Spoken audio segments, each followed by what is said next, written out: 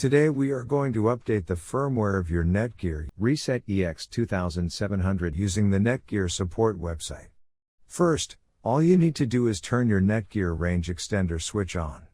Go to your laptop or PC and visit mywifiX.net. Now log in using the username and password. In case if you forget your username or password, then please get in touch with our support team. They will help you out to solve the issue. Once you are logged in successfully, the extender will automatically check for a new firmware update available and then click on the firmware update link. Click yes to download and install the new firmware. Be patient as the process might take a couple of minutes depending on your network speed. Once finishes, the extender will reboot itself and all your devices will be disconnected. Connect your device and enjoy the extended network. Return to my Wi-Fi EXT website and log in to make sure everything is working fine.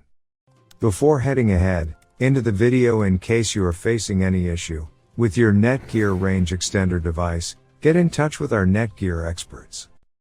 Thanks for watching our video, and do not forget to like, share, and comment on the video so that you never miss any video from our channel.